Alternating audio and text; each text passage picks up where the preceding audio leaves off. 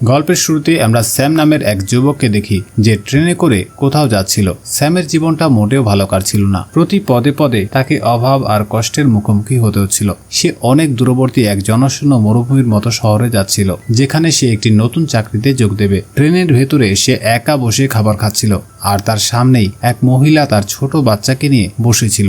তাদের করুণ দশা দেখে স্যাম নিজের খাবারটুকু তাদের দিয়ে দেয়। স্যাম যখন স্টেশনে নামে তখন দেখে পুরো এলাকা একদম ফাঁকা, যদিও কোম্পানি তাকে বলেছিল যে রিক নামের এক লোক তাকে রিসিভ করতে আসবে। স্যাম চারদিকে তাকাতে তাকাতে একটি রুমে একজন লোককে দেখতে পায়। স্যাম তার সাথে কথা বলার চেষ্টা করলেও লোকটি তাকে পাত্তা দিচ্ছিল না। এমনকি বাথরুম কোথায় জিজ্ঞেস করলেও সে শুধু ইশারায় দেখিয়ে দেয়। স্যামের খুব রাগ হলেও সে চুপচাপ বাথরুমে চলে যায়। বাথরুম থেকে বের হওয়ার সময় বাইরে থেকে একজন চিৎকার করে জানায়, ভাই জলদি বের হও, এখানে পানি ও টাকা দিয়ে কিনতে হয়। আসলে এই লোকটাই হলো রিক, যে স্যামকে কোম্পানিতে পৌঁছে দেবে। দুজনে গাড়িতে বসে রওনা হয়। মাঝপথে রিক বলে যে তাকে গাড়ি ভাড়ার জন্য $300 দিতে হবে। স্যাম অবাক হয়ে বলে, কোম্পানি তো বলেছিল $200। রিক রেগে গিয়ে বলে, $300 দিলে চলো, না হলে এখনই নেমে যাও। স্যাম দেখলো এছাড়া আর কোনো উপায় নেই, তাই সে রাজি হয়ে যায়। মরুভূমির প্রচন্ড গরমে স্যাম যখন গাড়ির এসি অন করতে যায়, রিক চিৎকার করে ওঠে, খবরদার এসিতে হাত দেবে না, না হলে ইঞ্জিনের 12টা বেজে যাবে। হঠাৎ গাড়ির চাকা পাংচার হয়ে যায়। রিক নিজে কিছুই করে না, উল্টো স্যামকে বাধ্য করে চাকা বদলাতে। চাকা বদলানোর সময় স্যাম দেখে একটি কুকুর অন্য একটি কুকুরকে নৃশংসভাবে কামড়ে মারছিল। এই দৃশ্য দেখে স্যাম ভয় পেয়ে যায়। রিক তাকে অভয় দিয়ে বলে, আরে ভাই কাঁপছো কেন, এখানে এসব হামেশাই ঘটে। এরপর রিক ওই রক্তাক্ত কুকুরটিকে নিজেই মেরে ফেলে যাতে সে আর কষ্ট না পায়। স্যাম অনেক কষ্টে চাকা বদলে আবার রওনা। এবার স্যাম গাড়ি চালাচ্ছে আর রিক ঘুমাচ্ছিল। প্রচন্ড গরমে স্যাম রিককে না জানিয়ে চুপি চুপি এসি অন করে দেয়। কিছুক্ষণ পরেই গাড়ির ইঞ্জিন বিকল হয়ে যায়। রিক তখন রেগে গিয়ে গাড়ি থেকে নেমে পড়ে। স্যামও গাড়ি থেকে নেমে ক্ষমা চায়। কিছুক্ষণ পর স্যাম একটু দূরে প্রস্রাব করতে গিয়ে দেখে একটি চকচকে পাথর পড়ে আছে। কাছে গিয়ে ভালো করে লক্ষ্য করতেই স্যামের চোখ কপালে উঠে যায়। এটা তো খাঁটি সোনা। সে চিৎকার করে রিককে ডাকে। রিক সেই সোনার পাথরটা দেখা মাত্রই অবাক হয়ে যায়। সে লাইটার দিয়ে পাথরটি পরীক্ষা করে দেখে এটা কনফার্ম সোনা, কিন্তু সেই সোনার পাথরটি এতটাই বড় যে তারা তা নাড়াতেও পারছিল না। রিক সেই সোনার পাথরটিকে গাড়ির সাথে বেঁধে টেনে তোলার চেষ্টা করে, কিন্তু সেটার ওজন এতটাই বেশি ছিল যে দড়ি ছিঁড়ে যায়। সারাদিন তারা অনেক চেষ্টা করার পর সূর্য ডুবতে শুরু করে। রিক বলে, জলদি কাঠ জোগাড় করো, চারদিকে বুনো কুকুর ঘুরছে, আগুন না জ্বালালে রাতে ওরা আমাদের ছিঁড়ে খাবে। দুজনে আগুন জ্বালিয়ে খুশিতে নাচতে শুরু করে। রিক স্যামকে জড়িয়ে ধরে বলে, তোমাকে আমি এবার একটি এসিওয়ালা গাড়ি কিনে দেব। রিক বলে, পাথরটি অনেক বড়, কয়েক মাস খুললেও হয়তো এটা বের হবে না, তাই একজনকে এখানে পাহারায় থাকতে হবে আর অন্যজনকে গিয়ে মাটি খোঁড়ার মেশিন নিয়ে আসতে হবে। স্যাম বলে, রিক ভাই তুমি যাও, আমি পাহারায় থাকছি। রিক প্রথমে মানতে চায় না, কারণ মরুভূমিতে একা বন্য জানোয়ারের মাঝে টিকে থাকা খুবই কঠিন, কিন্তু স্যাম বলে সে সার্ভাইভ করে নেবে। আসলে স্যামের মনে সন্দেহ ছিল যে রিক হয়তো সোনা নিয়ে পালিয়ে যেতে পারে। শেষ পর্যন্ত রিক রাজি হয় এবং যাওয়ার আগে স্যামকে একটি স্যাটেলাইট ফোন দেয় যাতে তারা যোগাযোগ রাখতে পারে। রিক চলে যাওয়ার পর স্যাম সোনার ওপর বালি ছিটিয়ে দেয় যাতে কেউ দেখতে না পায়। সে একটি ছোট তাঁবু টাঙিয়ে নিজের জিনিসপত্র সেখানে রাখে। রাত হওয়ার আগে সে কাঠ জোগাড় করে আগুন জ্বালায়। রাতে একা একা বুনো কুকুরের ডাক শুনে স্যামের বুক কেঁপে ওঠে। সে বুঝতে পারে সে এখন বুনো জানোয়ারদের কাছে একদম সহজ শিকার। পরের দিন সকালে রোদের কড়া তাপে তার ঘুম ভাঙে। মরুভূমির প্রচন্ড রোদে তার চামড়া পুড়ে যাচ্ছিল। তখনই স্যাটেলাইট ফোনটি বেজে ওঠে। স্যাম দৌড়ে ফোনের কাছে গেলেও তার আগেই কলটি কেটে যায়। স্যাম মরুভূমিতে বসে দিবাস্বপ্ন দেখতে শুরু করে আর ভাবে যে সোনা বিক্রি করে সে সবার আগে একটি বড় বাড়ি কিনবে। এরপর সে কাছের এলাকাগুলো ঘুরে দেখার সময় একটু দূরে একটি ভেঙে পড়া বিমান দেখতে পায়, কিন্তু সেখান থেকে সেই সোনার পাথরটি দেখা যাচ্ছিল না। তাই সে বিমানের কিছু টুকরো কুড়িয়ে এনে সোনার পাশে একটি তাঁবু বানিয়ে ফেলে। তৃষ্ণা আর ক্লান্তি কমাতে সে কিছুক্ষণ বিশ্রাম নেওয়ার চেষ্টা করে। হঠাৎ বাইরে একটা শব্দ শুনে স্যামের মনে হচ্ছিল কেউ বুঝি তার সোনা চুরি করছে, কিন্তু বাইরে গিয়ে দেখে সব ঠিক আছে। এমন সময় রিকের কল আসে।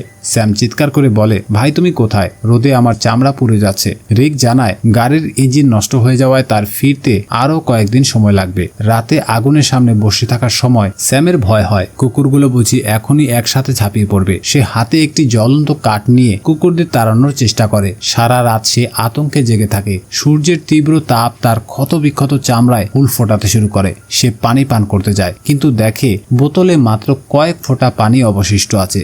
ঠিক তখনই একটি সাপ তার দিকে তেড়ে আসে। স্যাম সেই সাপটিকে মারার চেষ্টা করে, কারণ তার খাবারেরও প্রয়োজন ছিল, কিন্তু সাপ মারতে গিয়ে পানির বোতলটি উল্টে যায় এবং সামান্য একটু পানি বেঁচে থাকে। সে আবারও সেই ভেঙে পড়া বিমানের কাছে যায় যদি কিছু খাবার পাওয়া যায়। এমন সময় সে দেখে দূর থেকে এক মানুষ হেঁটে আসছে। স্যাম দ্রুত বিমানের ভেতরে লুকিয়ে পড়ে, কিন্তু সেই লোক বিমানের কাছে এসে স্যামকে বাইরে আসতে বলে। কাছে আসতেই দেখা যায় সেটি একটি মেয়ে, যে স্যামের সাথে কথা বলতে চায়, কিন্তু স্যাম কথা বলতে রাজি হয় না। মেয়েটি তাকে জিজ্ঞেস করে সে এই জনশূন্য মরুভূমিতে কি করছে। কিছুক্ষণ পর স্যাম মেয়েটিকে বিমানে থাকার অনুমতি দিয়ে নিজে সেখান থেকে চলে যেতে চায়, কিন্তু মেয়েটির মনে সন্দেহ জাগে। সে স্যামের পিছু নিয়ে তার তাঁবু পর্যন্ত পৌঁছে যায় এবং বারবার জিজ্ঞেস করে থাকে স্যাম এখানে কি লুকাচ্ছে। স্যাম তখন ঘাবড়ে গিয়ে তাকে চলে যেতে বলে। সেই মেয়েটিও ছিল নাছোড়বান্দা। সে বলে নিশ্চয়ই বড় কোনো রহস্য আছে, না হলে তুমি আমাকে তাড়াচ্ছ কেন। তখনই মেয়েটির নজর সোনার উপর পড়ে। সে বলে আচ্ছা তাহলে এই ব্যাপার, সব সোনা একাই হাতে নিতে চাও, আমি এখান থেকে এক পাও নড়ব না। স্যাম রাগে তার জ্ঞান হারিয়ে ফেলে। সে একটি লাঠি তুলে মেয়েটির মাথায় সজোরে আঘাত করে এবং মেয়েটি সেখানেই মারা যায়। কিছুক্ষণ পর স্যামের হুঁশ ফিরলে সে নিজের ওপর ঘৃণা করতে থাকে যে সামান্য লোভের জন্য একজন মানুষকে খুন করলো, কিন্তু নিজেকে সামলে নিয়ে সে মেয়েটির দামি জিনিসগুলো সরিয়ে ফেলে এবং গর্ত খুঁড়ে লাশটি মাটি চাপা দেয়। একটু পরেই সে দেখে একটি বুনো কুকুর গর্ত খুঁড়ে লাশটি বের করার চেষ্টা করছে। স্যাম দৌড়ে গিয়ে কুকুরটিকে তাড়ায় এবং পরে লাশটি গর্ত থেকে বের করে আগুনে পুড়িয়ে ফেলে। পরের দিন ফোনের শব্দ তার ঘুম ভাঙে। স্যাম রিককে আকুতি জানায় ভাই জলদি আসো, ক্ষুধা আর তৃষ্ণায় আমার জান বেরিয়ে যাচ্ছে। রিক ক্ষমা চেয়ে বলে আমি জানি তোমার খুব কষ্ট হচ্ছে, আমার ফিরতে আরো একটু সময় লাগবে। স্যাম পুরোপুরি ভেঙে পড়ে। সে যখন রাস্তার দিকে তাকায় দেখে একটি গাড়ি যাচ্ছে। সে চাইলে সোনার ওই ছোট টুকরোটি নিয়ে সাহায্য চাইতে পারত এবং ওইটুকু সোনা দিয়ে তার জীবন বদলে যেত, কিন্তু মনের ভেতরের আরো বেশি পাওয়ার লোভ তাকে সেখানেই আটকে রাখে। সে রাত কাটানোর জন্য কাঠ জোগাড় করছিল। এমন সময় মরুভূমিতে এক ভয়াবহ ধূলিঝড় শুরু হয়। সে তাঁবুর দিকে দৌড় দিলেও ঝড় তার তাঁবু উড়িয়ে নিয়ে যায়। প্রাণ বাঁচাতে ছোটাছুটির এক পর্যায়ে একটি গাছ তার গায়ের ওপর ভেঙে পড়ে। ঝড় থামার পর স্যাম নিজেকে মাটির নিচে চাপা পড়া অবস্থায় পায় এবং দেখে একটি কাঠের টুকরো তার পেটের এপাশ দিয়ে ঢুকে আরেক পাশ দিয়ে বেরিয়ে গেছে, কিন্তু মরণাপন্ন অবস্থায়ও তার মাথায় শুধু সোনার চিন্তা। সে পেট থেকে কাঠ বের করার আগে টলতে টলতে সোনার কাছে যায় এবং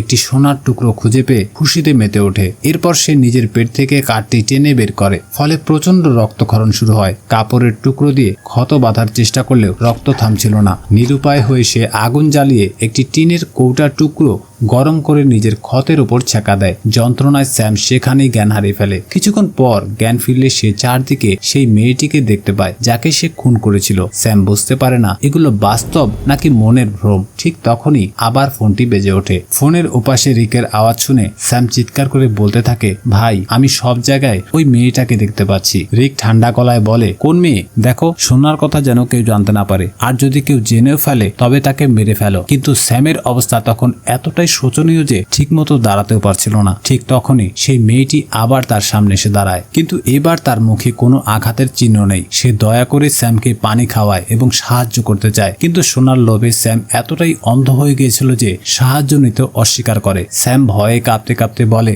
আমি তো তোমাকে মেরে ফেলেছিলাম, দূরে থাকো আমার থেকে। মেয়েটি শান্ত গলায় শুধু একটি প্রশ্ন করে আমার যমজ বোন কি এখান দিয়ে গেছে? শুধু সেটুকুই বলো। তখন স্যামের মাথায় আকাশ ভেঙে পড়ে। সে বুঝতে পারে এটা তার মনের ভুল নয়, বরং যাকে সে মেরেছে এটা তারই যমজ বোন। স্যাম মিথ্যে বলে যে সে কাউকেই দেখেনি এবং মেয়েটিকে চলে যেতে বলে। কিছুক্ষণ পর বুনো কুকুরের দল আবার তাকে চারপাশ থেকে ঘিরে ফেলে। যন্ত্রণায় স্যাম শেষবারের মতো রিককে ফোন করে কান্নাকাটি করতে থাকে ভাই তুমি কোথায়? জলদি আসো, না হলে এই জানোয়ারগুলো আমাকে ছিঁড়ে খাবে। প্লিজ ভাই আমাকে বাঁচাও। রিক আশ্বাস দেয় আর একটু ধৈর্য ধরো, আমি এখনই আসছি। কিন্তু ঠিক তখনই কুকুরদের দল স্যামের উপর ঝাঁপিয়ে পড়ে এবং তাকে জীবন্ত ছিঁড়ে খেতে শুরু করে। রিক আসলে অনেক আগেই মেশিন নিয়ে সেখানে পৌঁছে গিয়েছিল। সে একটু দূরে দাঁড়িয়ে দূরবীন দিয়ে স্যামের মৃত্যু দেখছিল। সে ইচ্ছে করেই কয়েকদিন ধরে স্যামকে মিথ্যে বলছে এবং তার মরার অপেক্ষা করছিল যাতে একা সবটুকু সোনা ভোগ করতে পারে। কিন্তু যখনই সে সোনা হাতে নিতে যাবে একটি বিষাক্ত তীর এসে সরাসরি রিকের বুকে বেঁধে যায়। রিক কিছু বুঝে ওঠার আগেই যন্ত্রণায় সেখানে মারা যায়। এই তীরটি আর কেউ নয় বরং সেই মেয়েটির যমজ বোনটাই চালিয়েছিল। আর এভাবেই স্যাম আর রিকের মৃত্যুর মাধ্যমেই এই করুণ কাহিনীর সমাপ্তি ঘটে।